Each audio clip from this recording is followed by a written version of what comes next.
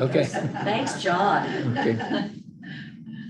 Okay, last week, remember I talked about the more or less the political founding of the U.S. And I started by saying that a lot of the things that we associate with the United States and religiosity are artifacts of the 20th century, not the 18th. And I went through a lot of things, you know, in God we trust and so forth. Those are all enactments of Congress in the 1950s. And in many ways, they're a response to the Cold War. And then I went back to the era of the American Revolution and talked about the role of religion and the founding fathers, and that most of them were more deistical than I would say evangelical. And in fact, they're probably more like modern day Unitarians than anything else. And I said that Jefferson and Washington and Madison and John Adams, Ben Franklin, they all shared these beliefs. And that in no way did they found the United States as a specifically Christian nation, much less as a Protestant nation. And I talked about that there are only 4 references to God, always in the sense of the creator or providence, something like that, in the Declaration of Independence. The Constitution does not mention the word God. And I talked about this 1797 treaty with AAA that says specifically that the United States was not founded as a Christian nation. So I just want, and they talked about religious freedom, and they really meant religious freedom. And I quoted a little bit from Jefferson's famous Virginia Statute on Religious Freedom, and then an excerpt from his autobiography that he wrote much later in 1819, in which he said very specifically, when they talked about religious freedom, they meant freedom not just for, you know, Protestants and Catholics, but for Protestants and Catholics and Jews and Mohammedans and Hindu and everything else. I mean, really, they believed in religious freedom. And Jefferson, in a variety of places, says freedom of expression, freedom of speech, and so forth, really means freedom to say things that are not popular. That, you know, it doesn't mean much to say you have freedom of speech to say something that everybody believes in. Real freedom of speech means that you have freedom to express anything. And the Virginia Statute of Religious Freedom and the First Amendment of the Constitution, which is added in 1791, all talk about, you know, the nation shall make no establishment of religion, and that whether you don't have to believe in any one particular religion or any religion at all in order to be a citizen, and there can be no religious prescriptions to holding office and so forth. So I said that this set of political ideas, that these are Enlightenment ideas, this sense of the Declaration of Independence, the Constitution, a fundamental law that rules a nation,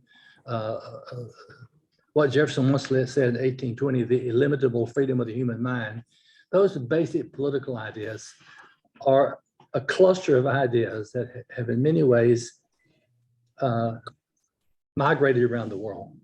And the founding fathers, most of them thought that these ideas were so revolutionary that in some sense, the arc of history had been sort of bending toward these Enlightenment ideas. And they had confidence that the ideals of the American experiment, as they called it, would eventually dominate Europe, and that in some sense would reshape history. But they didn't say that or didn't think about that in a militaristic way. That is, they were not thinking about it's our obligation to form armies and to purposely spread our ideas to Latin America or Europe. They just thought that the value and the importance and the logical significance of this cluster of ideas would, in some sense, sell themselves. And they would begin a process of slowly remaking the governments that were ruled by monarchs and so forth. So it has nothing to do with what we could today call Christian nationalism, if by that sense we mean a lot of modern Christian nationalist views that are militaristic and fascist, and believe that we have an obligation to militarily spread our ideas. So it's in some sense it's an inert sense of nationalism that the value of our ideas will make them eventually become the dominant ideas of the world. Now, there was an earlier set of ideas that were very important in American history and have a role in American history that's hard to overestimate. In fact, I think it's difficult to even think about American political history or such things as American intellectual history or American literature without thinking about the cluster of ideas that the Puritan theologians brought over to New England, beginning really about 1625, and then a great surge after 1628, in which thousands of affluent, educated, committed Puritans came to New England, established their views, and established a set of theological ideas that are very influential. Now, the Puritans have gotten really bad press in the last 50 years. First place, the Puritans are not the Pilgrims. Everybody knows about the Pilgrims, those little guys who did Thanksgiving and all that. The Pilgrims are totally uninfluential in American history. If we never heard of them, it would make no difference. And it aggravates me that every school child learns about the Pilgrims. They're a tiny group who around about 1600 began to differ with some of the fundamental ideas of Anglicanism. And they basically, uncharitably, gave up on the Anglican Church. They were much more pietistic, and they moved to Holland, where they thought they would be removed from the evil influence of Anglicanism. But they turned out that they were then influenced by the Dutch. And so a tiny number of them, they decided to move to the New World. And so they came to the United States, what we think of in Massachusetts in 1620. This is a small group of people. They're not very affluent. They're not very intellectual. They do not have a tradition of significant theology. They just don't amount to much. I mean, and, you know, 40, 50 years later, there are only several cows in the Pilgrim community. And so the role of the Pilgrims in American history is simply kind of a myth. Now, another group of people who began to question some of the tenets of Anglican theology very early in the 17th century. And this is the group that's going to be known as the Puritans. And the Puritans are going to be much more numerous. They're more affluent, significantly better educated, and they have a really strong and powerful tradition of writing theology. And there's going to be a series of eminent Puritan theologians, William Perkins and William Ames and John Preston and Richard Seeds, people like that, who are going to be writing really powerful books in 1615, 1625, 1630. John Preston writes a book in 1629. It's going to be called the Covenant Theology.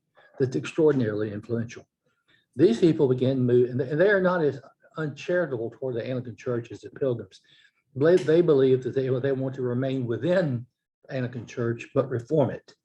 So they call the Pilgrim separating dissenters, and they are non-separating dissenters. But they want to rethink and restructure Anglican theology.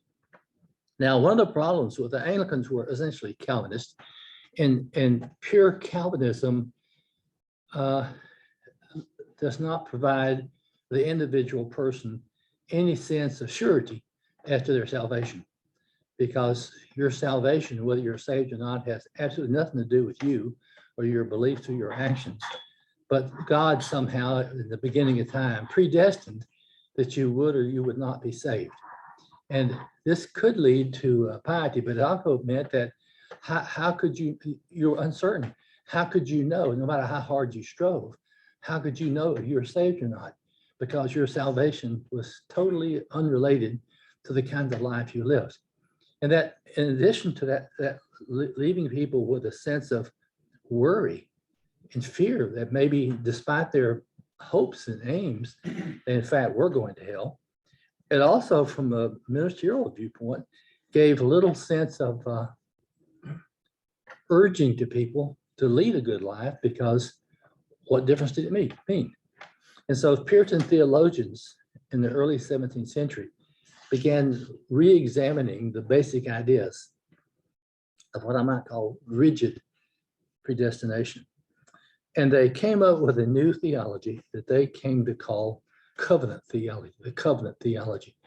And I think this new covenant theology you can sort of see in its context, it's arising in a context in which scientists and explorers are beginning to remove mystery from the physical universe. I mean, Newton has begun to explain things like gravity, and explorers have now proved that the world is round and so forth. And there are a whole variety of ways that what used to be considered really mysterious in the world. And after all, what's more mysterious than Calvin? Because you can know nothing about your situation. It's all held in the mystery of God's hand. And so as scientists and explorers began to remove mystery from the universe, theologians began to wonder, were there ways to remove mystery and a powerful sense of unknowingness from one's religious life? So that was the beginning idea of beginning to sort of probe Anglicanism. England also was undergoing a profound economic revolution. It's making a fundamental move from what I would call tillage agriculture, where you're plowing the ground and planting crops, to growing of sheep and the production of wool. And if you go to all those little beautiful villages like in the Cotswolds and stuff, that's all, the wool industry. And the woolens are going to be sold throughout Europe.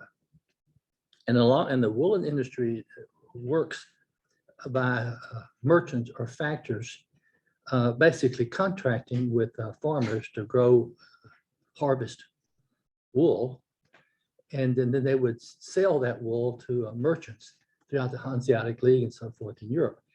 And so there slowly begins the kind of capitalistic idea of people signing what we would call contracts, then we'll call covenants. So, and the covenant, of course, the contract works in a rational way. So that, for example, if I am a merchant in London and I aim to sell wool to merchants in Hamburg or someplace, then I would, early in the year, I would go to a farmer like Phil, and I would say, we'll write a contract.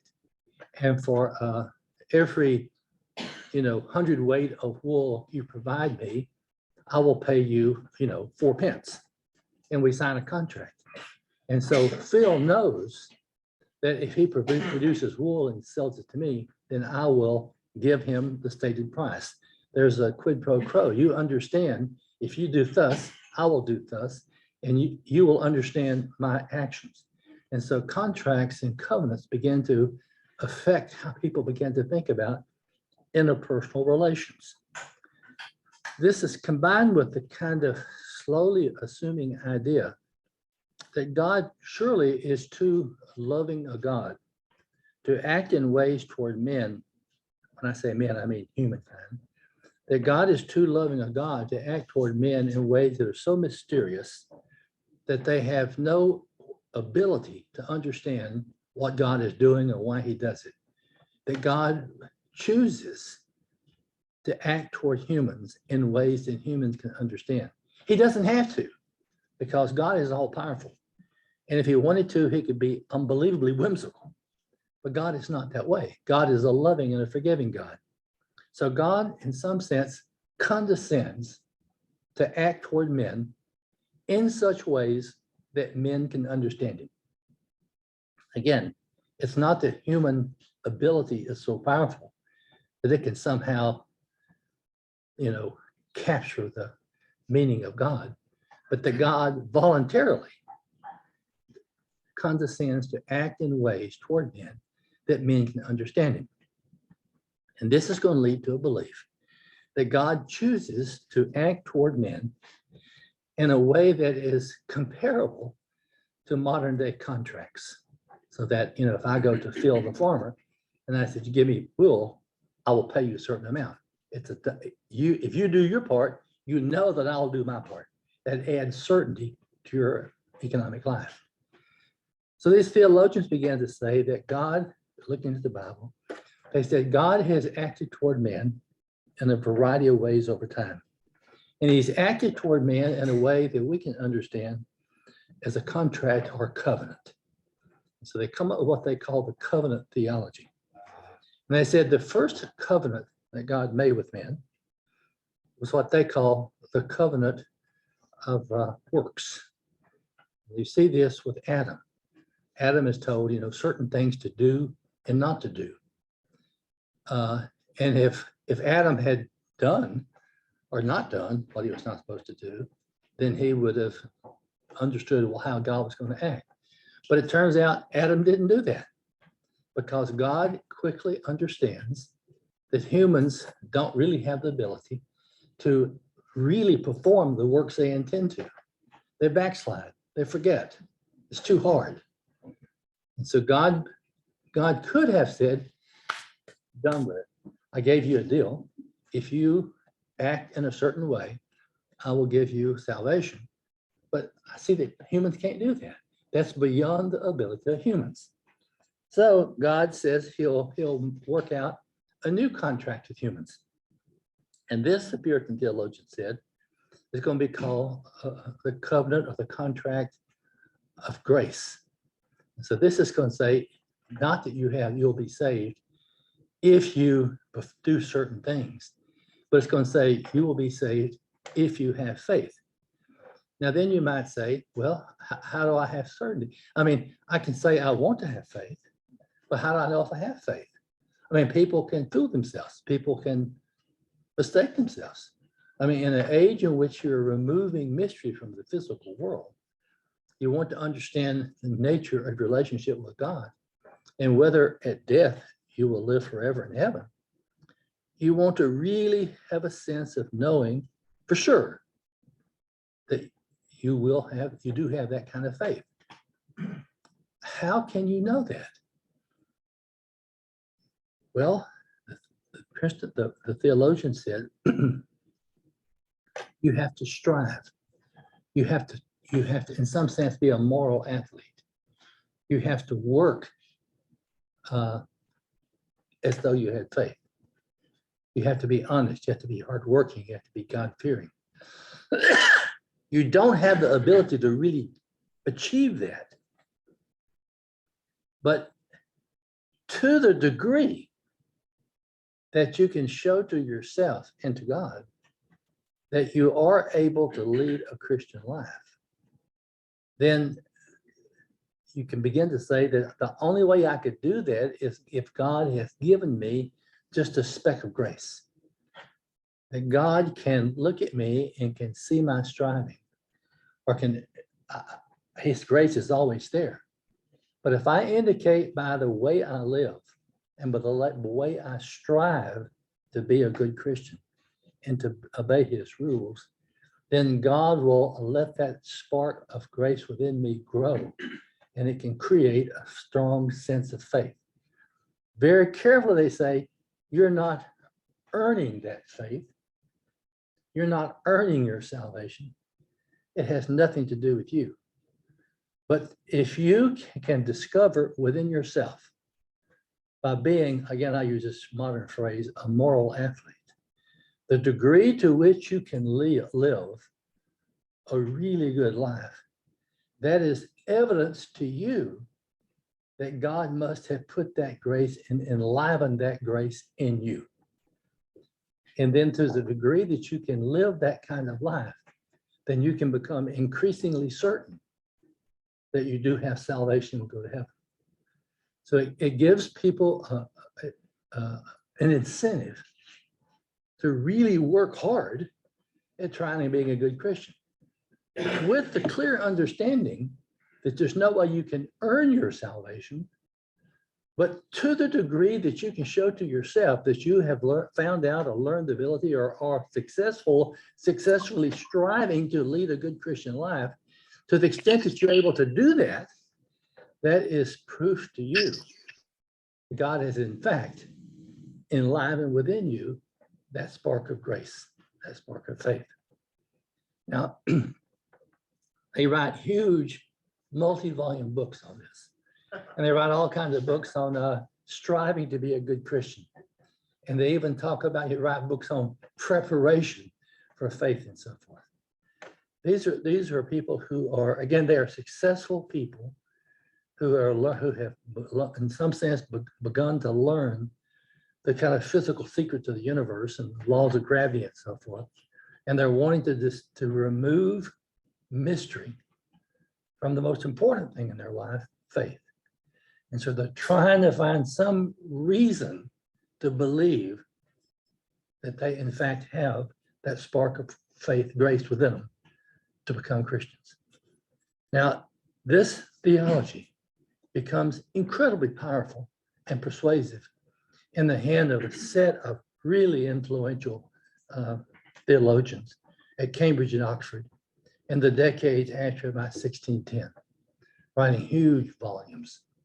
And this creates a very powerful reform movement within the Anglican Church.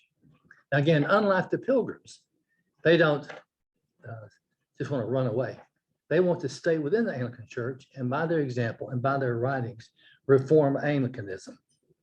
Increasingly though, and after the late 1620s, the church and the king began to persecute them.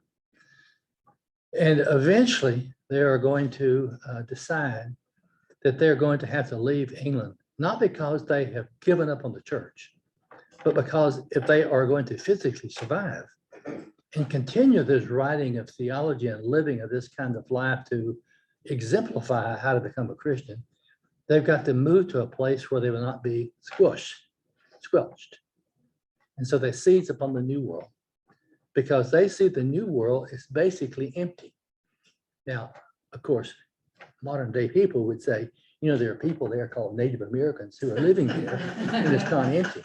But they see them as somehow they're not taking appropriate care of God's terrain, I guess you'd say.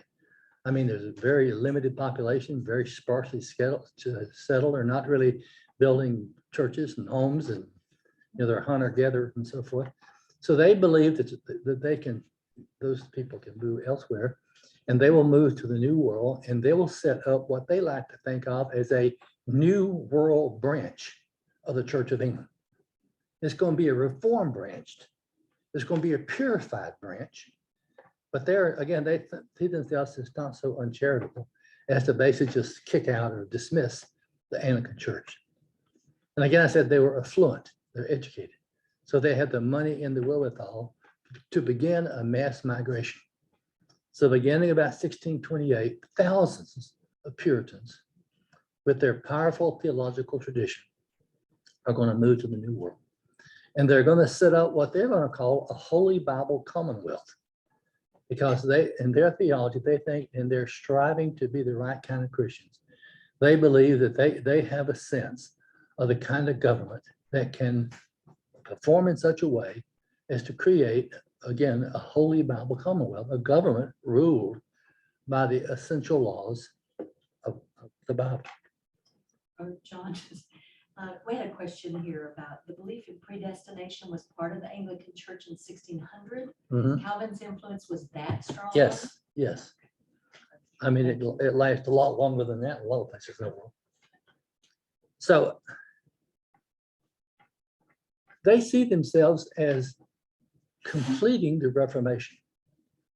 They can understand that Luther and Calvin and others have begun to purify the church from the earlier Catholic Church. But they just believe that the Anglicans, they have stopped too quick, their reform.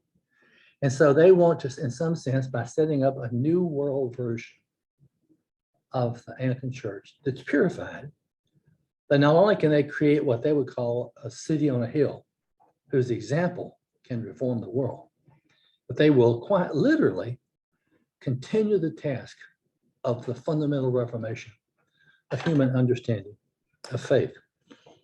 And they see this, again, they talk about what they're doing as an errand into the wilderness. The wilderness is this kind of godless, empty place where things can start over again.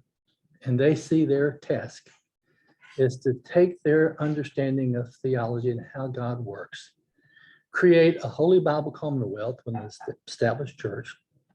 The ministers do not play a political role, so it's not a theocracy. And they want to create this, that's their mission. Their mission is not a narrow mission of just reforming the Anglican Church or just, making a better life for themselves. It is that, but more powerfully, what they do, and to the extent that they are successful, they can create a model that will complete the reformation of the church worldwide. So it's a very powerful mission, and it has huge motivation. And these people, again, they're educated, they got money, they've got a theological tradition. They come to New England, they establish Harvard in 1636. And it's a kind of religion that's very introspective. Because again, I use that phrase, a moral athlete. You are trying to prove to yourself by working really hard to be a good Christian person, that to the extent that you can live the kind of life you aspire to, that is evidence to you that you must have that spark of faith within you to be a Christian. So people are constantly, they're very introspective. They're very hardworking. I mean, when they go to church, they have really long sermons. The people there sitting, taking notes on the sermons. I mean, they are really striving to become Christian. Michael Wigglesworth, huh? Yeah, just like today. Michael Wigglesworth, the Puritan theologian. And he even writes in some of his diaries about how, he's afraid that as hard as he strives to be the kind of person that he ought to be, he notices he's somehow distracted. For example, he says he's writing his sermon. It's windy outside, and he can hear the wind flapping the door of his neighbor's barn. And he wonders, is that the devil tempting me to make me not think about my sermon and go out and work on the neighbors? Or is he tempting me to see if he'll put down my own concerns and go out and save my neighbor's door? So the flapping of the door, either way, is God in somehow testing your faith. And when any bad things happen, the cow dies, is that just nature? Or is God tempting you to see how you would respond to that? So life is this constant endeavor in which you're retrospectively trying to figure out if you in fact have faith. David? Was there a connection with the Evangelistic, with the German Lutherans at all? Almost not. It's amazingly how they're unconnected with I don't know if it's language or not, but I mean, because they speak languages, they can read Hebrew and Latin, but most of them cannot read German. That temptation story almost sounds like Luther. It does. It does. I mean, actually, in some way, these ideas are kind of alive in the whole Protestant world. But the Puritans bear down on it in a specific way, specifically with this concept of covenant theology. So because of their perseverance, the Puritan community is going to thrive like nobody's business. And Massachusetts Bay Colony is going to develop. It's going to be very prosperous. They're going to develop universities and colleges and school system, a tradition of printed books and printed sermons. There's going to be a very powerful sense of retrospection. Out of this is going to come eventually the New England literary renaissance, Unitarianism, all kinds of things. I mean, that in some sense, if you had a whole course, you could sort of trace out the kind of impact of Puritan theology on many aspects of American intellectual life. Now, something here just slipped my mind. I notice now that it's amazing to me how many things I forget, That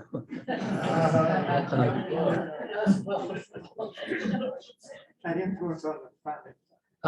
Maybe the influence over to our family fathers. Well, I was going to get to that, but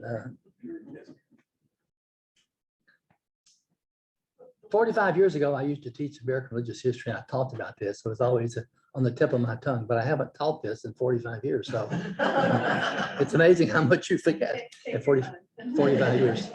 You had a question over here? The famous sinners in the hand of an angry Yes. God. Is that Puritan or That's Pilgrim? Puritanism, and that's Jonathan Edwards. That's a good bit later. Okay. And I was going to say that let's get back to what I was going to say. So the Puritan experiment, which really begins about 1625, but 1645 is an amazing success. In New England, it's really prosperous. In fact, by 1680 or 1690, New England has become so prosperous that in some way it's kind of moved beyond being a city on a hill to just becoming a bustling seaport. Because as they prosper, merchants begin to move there, industrialists begin to move there, seafaring people begin to move there. So by 1680, 1690, Boston is no longer this little purified group of Puritan theologians, citizens acting, to prove to themselves that they have within them the spark of salvation, but it's become a bustling port. It's become an industrial. They're putting out plots of land, laying out, building new wharfs and so forth. In some sense, it prospers so much that it kind of moves beyond being this retrospective religious community that's hoping to sort of exemplify the proper way of looking at God to complete the Reformation. And it's just become a bustling economic colony. And then that is going to, the Puritans are going to recognize that. And then they would start dealing with theologically, how do you deal with mammon? And how do you start dealing with faith, with failure? There's a whole new theology that comes out of that. And then eventually there comes a sense that you begin to realize that while the people of the generation of the 1630s and 1640s and 1650s had the proper faith and had the proper attitude, those in the 1730s and 1740s, they become rich, they become spoiled, they become more interested in building new wharfs and so forth. We've kind of lost that sense of mission. How do we recover that sense of mission? So we can thank Commonwealth for getting us from the Puritans to the Founding Fathers. Well, to some degree, but I mean, there are things happening in Europe too. But I mean, that gets us to Jonathan Edwards, because Jonathan Edwards comes along, and Jonathan Edwards is an incredible, I mean, I think in the age of genius, the 18th century, you think about Jefferson and Madison, I mean, Jonathan Edwards is absolutely at their level in terms of just intellectual firepower. Jonathan Edwards is one of the great theologians of the 18th century. And Jonathan Edwards is not just a theologian, he wants to wake people up. And so that sinners in the hands of an angry God is intended to kind of break through the armor of wealthy, successful merchants to get them to realize, that they have lost the faith that brought those people to England in the so that begins the so-called First Great Awakening in the 1730s, 1740s. And then there are going to be other waves of revivalism too. But anyway, my point is that I want to sort of stop at about 1660 or so. The Puritans and their new way of sort of formulating how God acts in history vis-a-vis men, acting in ways that humans can understand, by their idea of this new covenant or contractual theology, have created a movement that gives these people a sense of mission that is incredibly powerful. And it's going to last for centuries. I mean, I don't think it's Southern defensiveness to say or to suggest that there are people in New England who still today believe that they are the future. They have more morality and more judgment and more sense and more intelligence and more everything than anybody else in the nation. So that's that sense of superiority and that sense of creating an amazing body of literature and so forth comes out of Puritanism. Those set of ideas changed and evolved over time, become very important to the American experiment. When you think about the idea of a mission in the wilderness, an errand into the wilderness, that your community can be a city on the hill to complete the Reformation. That idea that your nation, your people have a mission to the world, that you are a vision of the future. Those ideas are very important. Now, again, the Puritans are not militaristic. They do not set up anything like a theocracy. They are not mean-spirited people. People like H.L. Mencken in the 1920s and 30s, people began to mock the Puritans. And I think Mencken once said, there's a Puritan is somebody who's afraid somebody somewhere is happy. That's not what they were. The Puritans wore brightly colored clothes. They enjoyed sports. They enjoyed opera. They're the ones who, they were not mean to animals. In fact, they led a fight in England against bear beating. So the Puritans are not, I mean, I find them incredibly admirable people. They're people who really strive to do well. There are people who really use their minds. There are people who, I mean, they're incredibly, I think, admirable people. But I think these two great big clusters of ideas, this sort of Puritan idea of a mission to change the world, that you are an image of the way the world ought to be and could be, that the Puritans have. And then that political enlightenment idea of the founding fathers. I think those two ideas are at the heart of kind of the American experience in the 19th and 20th century. And when you see those images of American pioneers, you know, moving across the West, you've probably seen that painting of wagon trains moving west with the angel of the Lord up in the front, you know, take them, you know, the idea that we have a political and mission in life, that the world is looking at the United States. However, in the 19th century, that sense of American mission is never militaristic. It's never military. It has no sense of our using our forces to try to force people anywhere to believe the way we want. I mean, think about George Washington's farewell address. It actually has a message about not getting involved in European nations. Jefferson's first inaugural address has a very famous line. We want to have good relations with people of Europe, but entangling alliances with none. You know, we do not want to get involved in trying to shape the new world. And in 1824, when James Monroe shaped what we think of as the Monroe Doctrine, that basically announces to the world that this hemisphere, North and South America, is no longer open to European colonization. And in that document, Monroe writing that we have no idea, we have no plan to involve ourselves in any way with the government and the laws and the rules and so forth of Europe. But we also say that in this hemisphere, we would consider any European invasion to try to gain new colonies very much against our interest. That is, hands off this hemisphere now. And that becomes sort of the centerpiece of American foreign policy in the 19th century. So that, you know, it's kind of hands off from the rest of the world. And it was, as you know, it was quite a debate in the United States. In 1915, 1916, when the Germans first start showing the militaristic ambitions, you know, what we think of as World War I, there's a huge isolationist movement in America that whatever's taking place in Europe is bad, but that's not our role. It's not our business. And it's Americans in some sense. Woodrow Wilson kind of helped drags them into the sense that we have a new moral responsibility to sort of save Europe from itself. And it's really in the 20th century, a little bit with the Spanish-American War, but primarily getting involved in World War I, that combination of a kind of a political ambition, that we have a political model for the world, and that sort of religious mission becomes combined in anything like a foreign policy ideas. So World War I, I mean, it's a huge war that involves millions of people and causes millions of deaths. But the US comes into it kind of at the end hesitantly, because it realizes that even though maybe Western ideas have to be defended here, it's that not really has been our business. In the 1930s,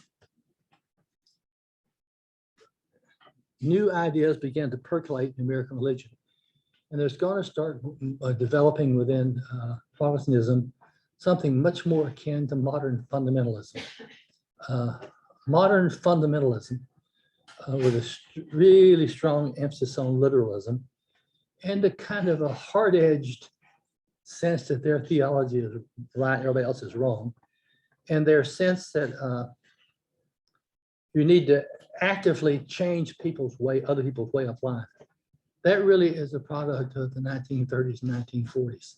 So modern day fundamentalism and sort of right-wing religion begins to develop in the 1930s. It really is going to take flight in the decades after World War II.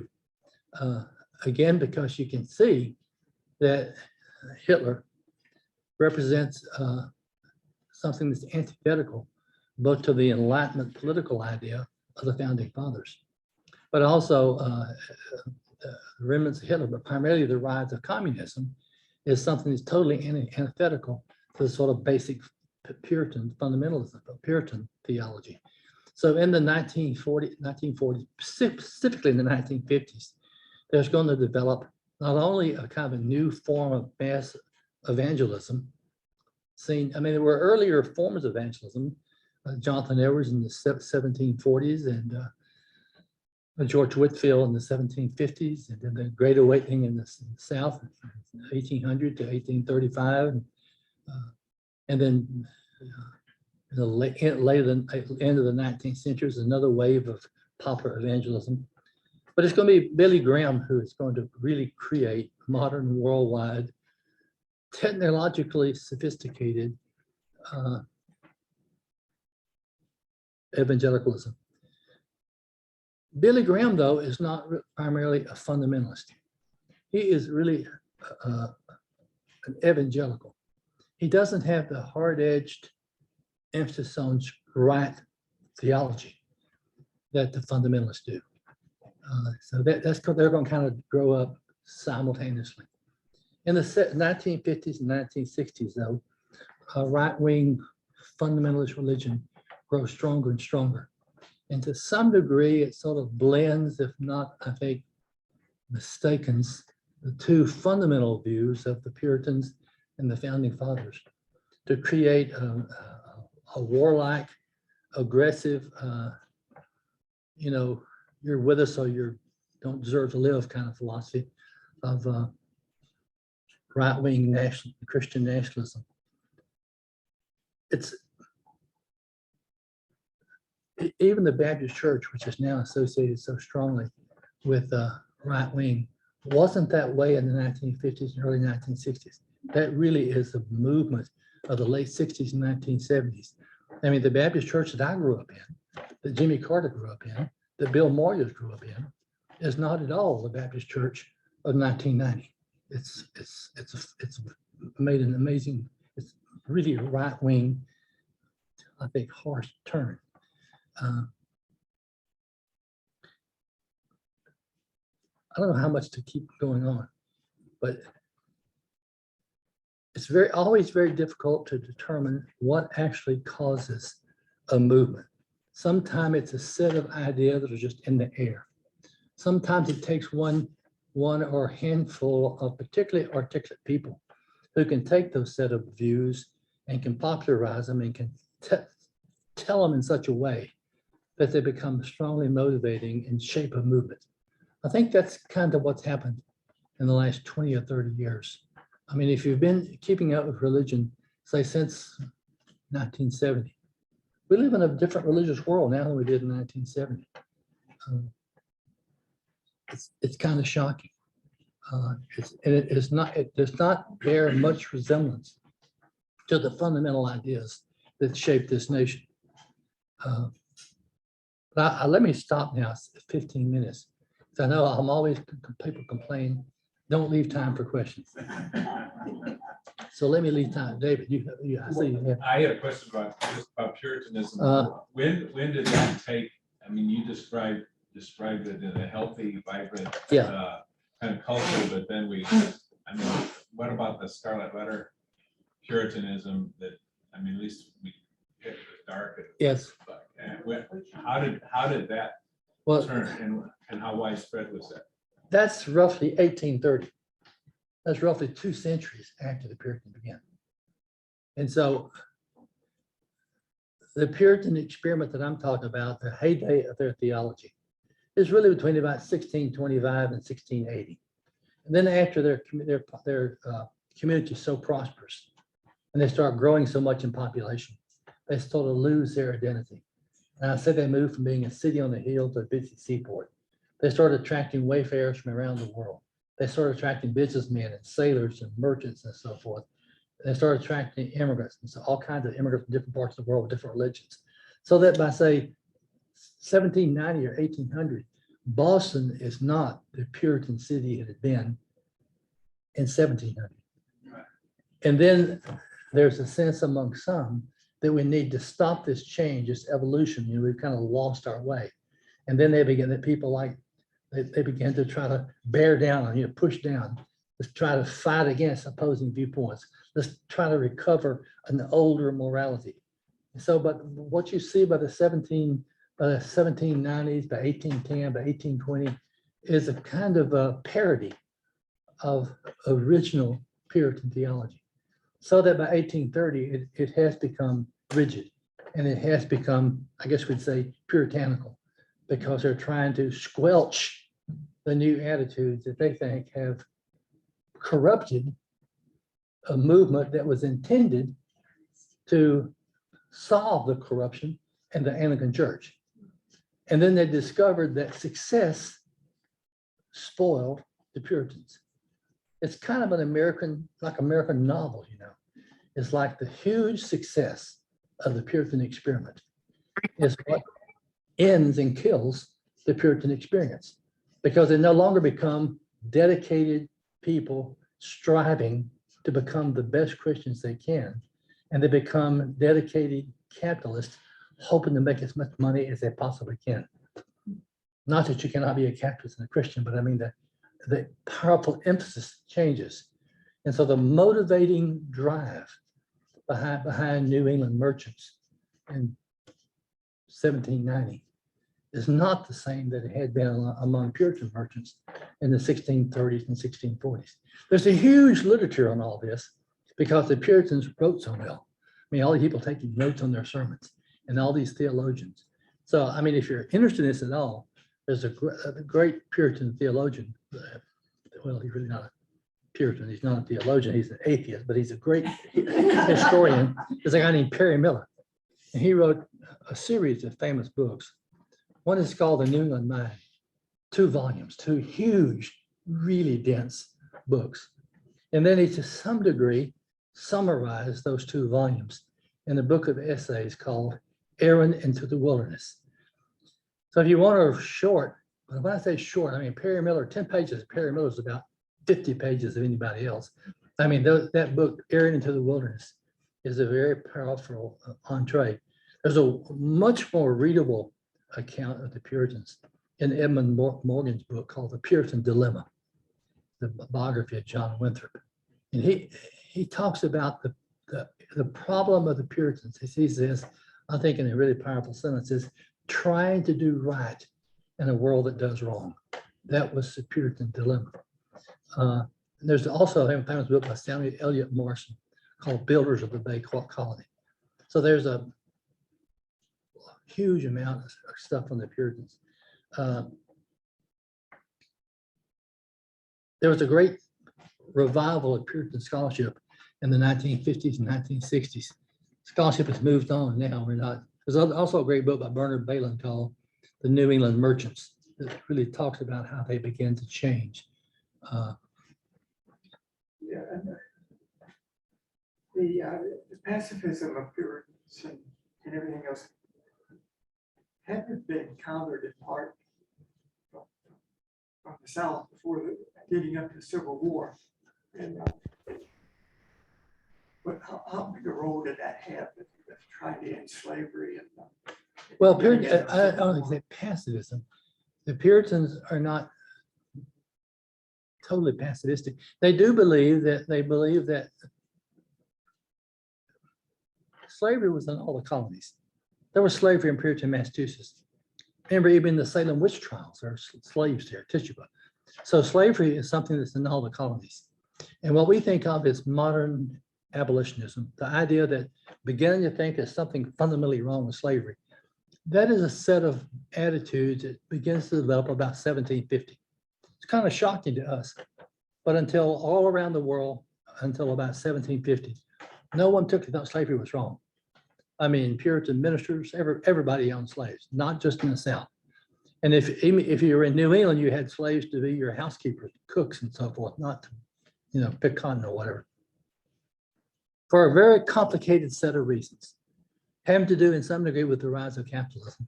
slavery begins to be seen as fundamentally wrong, beginning about 1750. It's one of those great sort of turning points in sort of Western intellectual thought. And it develops very slowly. And what we think of as modern abolitionism doesn't really begin until the 1720s and 1730s. People like William L. Garrison. I mean, there were some anti-slavery comments in the 18th century, but some of the strongest and the most effective defenses of slavery are written in the North and New England in the 18th century. But, you know, I used to have a year-long course in the history of the South. And I spent about 25 lectures, 50 minutes each, talking about the rise of anti-slavery. I just can't do that in 5 minutes. But it's an amazing thing how it's one of those great events. You see it beginning in England. It's going to become European wide. And that at first people begin to realize that slavery is wrong before they can see any way of ending it. I mean, it's one thing to identify an evil. It's another way to figure out how can you actually solve it without the solving being worse than the evil. And so that's the reason so many of the founding fathers had a sense of the 1770s, 1780s, that something was fundamentally wrong with slavery, that it was at cross odds with our political ideas. But how do you end it? I mean, it's the people's income. The whole economy is based on it. These people are very strange. What will they do if they're freed? Will there be insurrection? Should they be sent somewhere else in the world? Where should you send them? How much does it cost?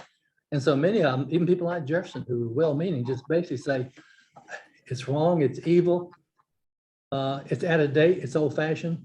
God in his way will have to solve this because they saw it was somehow beyond their ability.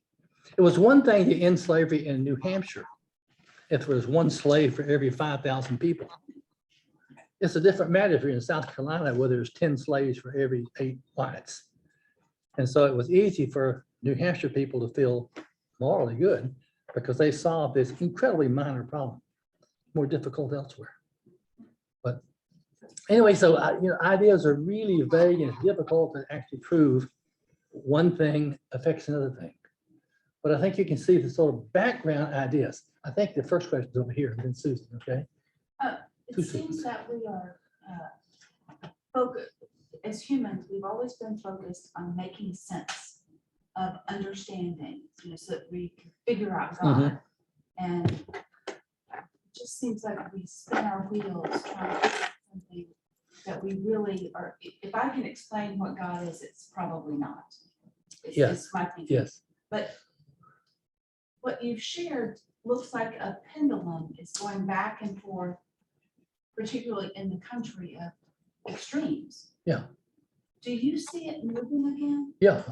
Which direction? Bad. Is it gonna get worse? Yes. Is there no voice or group out there that goes, could we kind of go to the middle and stop being extreme? I haven't seen it yet. If you. No.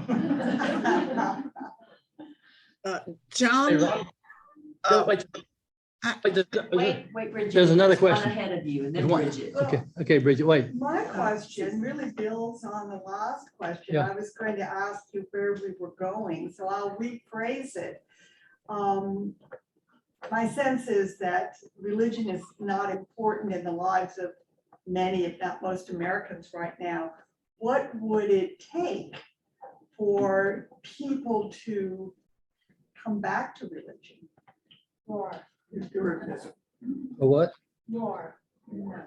Well, I mean, for the founding fathers, they were not explicitly religious, but they had a set of beliefs about human rights and about dignity and about rationality and about a nation ruled by law and ideas about democracy and about majority rule and about the importance of compromise.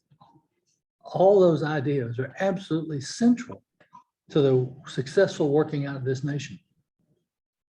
There are millions of Americans that don't believe any of those ideas. There are millions of Americans who believe that elections, either you win or it was stolen from you.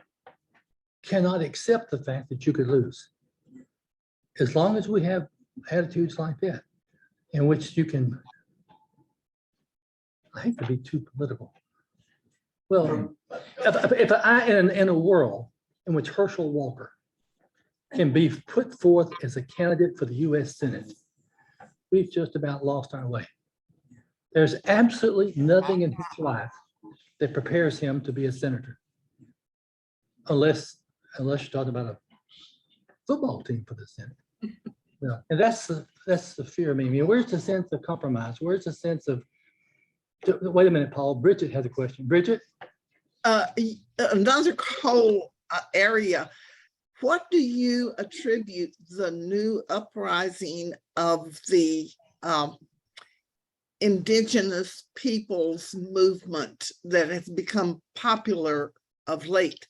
Because certainly we've gone too far down the road of an empire to listen to Washington and all of the ones that warned us about getting entangled. We are entangled with all sorts of, do you blame it on science? But why do you think there's this new interest in the indigenous people of the country?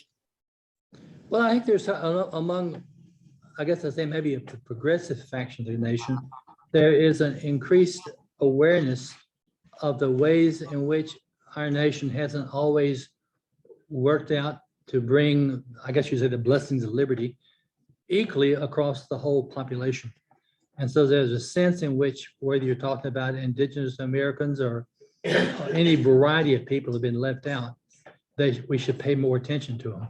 But that wasn't a concern of the people in the 17th and 18th century, particularly. Paul has a question. Let's see what Paul Monroe says. I am very sad at the fact that all these discussions, God has never come up. Everybody says, what's going to save us? What's going to change the trajectory? What's going to move us to the center instead of off to the edge? You know, perhaps praying and perhaps God can intervene. I know that people that say, oh, leave it up to God, turn out to be fools in most cases. Well, I did say that's what Jefferson said. You know, how we going to solve this problem of slavery? He spent his life pushing against it to no avail. And so at the end of his life, he just sort of says it's evil. I don't know how we can get out of it. We got the tiger by the tail, and somehow in his own way, God will solve it. Yeah, I don't know, But but we have to push against it, all of us, because we're the hands that do God's work. But I think that thinking that human society can purify human society goes against everything that we learn from history. maybe so. Yeah, I think it's true, but it's that also is not a very uplifting idea right now. You know? But the problem is we have a lot of things. We have a lot of beliefs that are current in this country that I think are antithetical to our founding ideals, whether they're Puritans or the founding fathers. Primarily the sense that, you know, how we think about elections now, and about character doesn't count at all, and it's only winning, and the compromise is evil. I don't think any society can survive if you have an attitude totally opposed to any kind of compromise. That is, if you say it's my way or our nation's way, or, you know, highway or war, you know, that's not a roadmap to peace. There's a question back there. Yeah, you said earlier, the beginning of the Puritans, they separated the political from the theological. Yes, yeah. Well, I mean, it's interesting because it's kind of a parallel to today, where in the world that's becoming increasingly political, and there's a lack of theology in all the political decisions being made, that may repeat itself just as it did back then. I mean, within 100 years, the Puritan ideology was completely different from what it began as, and people that were moral athletes and so on, let's say, evolved into merchants who were more worried, like you said, about buying a new wharf or something like that. I mean, it's interesting to look at today because it's essentially similar in that there's no religion and no theology on the levels of decision in the country. Well, see, I do think that there is a hunger for spiritual values. And I think there is we live in such a splintered world. And we live in a world in which nuts can, with the internet and so forth, can get disproportionate power. And it's very difficult in an extraordinarily diverse nation to find religious or any other kind of values that speak broadly. And my sense that there is a real hunger to set things anew. But where's the person who can lead us? Where's the person who can show us? And if you have, when, again, I just hate to be political, if 70% of Republicans believe that Biden is not president, I mean, we're in a terrible fix. And we have to change that set of attitudes. I mean, you can believe that, I guess in all human affairs, there's some degree of corruption, but there's absolutely no evidence that there's a corruption, anything near what we call, make an election false. But if we have that set of attitude, and those kind of attitudes mean that people can't compromise. It means if you can't compromise, it's sort of with the devil. And our whole political system sort of depends upon majority rule. And with majority rule, that means that the minority has to accept. And then as Jefferson said very clearly in the first inaugural address, that the majority means that they have to respect the values and the rights and so forth of the minority. And that has kind of been our philosophy for most of our life. And once you give up on that, it's kind of hard to know. I mean, Madison spent years trying to study in the 1780s all human attempts to create self-government without monarchy. And his determination was in nearly every case it failed. And he had the great hope or faith that if you did it right, you could be successful. And that was the basic idea behind the Constitution. It worked for about 2 centuries. David, what should you hand I'm up? changing, yeah, I'm Oh, changing. just a quick question. Yeah. How were the Virginians, were they influenced by the Puritans? Almost none at all. I mean, the They- Jamestown people, they came earlier. They came to make money. I mean, most colonies came because they were backed by called joint stock ventures, we call corporations. But they saw these were ways to make money. Nothing wrong with that.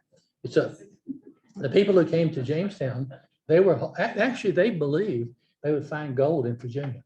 And they thought that because they had found some Indians with gold ornaments. And they also thought, looking at a map, that Virginia is about the same climate as the Mediterranean. And they thought Virginia could produce the kind of citrus crops and so forth that Europe wanted. So they thought Virginia would be a huge money-making deal, both because it's precious metals and because it could produce the kind of Mediterranean crops that Northern Europe couldn't grow. Now, it turns out they were wrong on both matters. But I mean, Virginia was settled for economic reasons.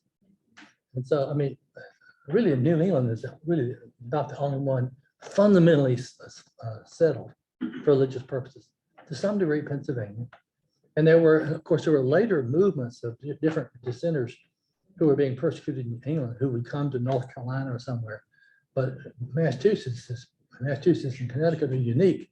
So they were fundamental founding for religious purposes. So Well, I was thinking especially of the founding fathers, the Virginian. Oh, yeah, founding no. Fathers being influenced by Puritanism. The only time I ever see Jefferson ever even looked at it, he found they were trying to figure out some way to write a justification for having a boycott of British goods. And somebody said it'll work better if you could put it in religious terms.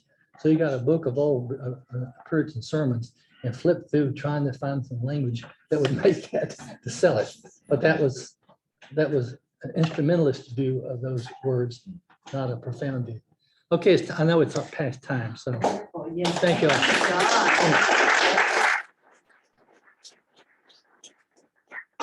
Notice I didn't settle anything.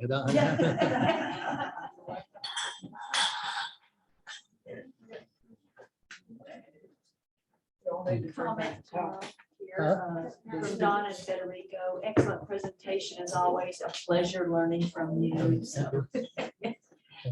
Maybe Carl had a question about thinking of Puritanism and how they lived and tried to think, or he was wondering about the comparisons to Mormonism later on.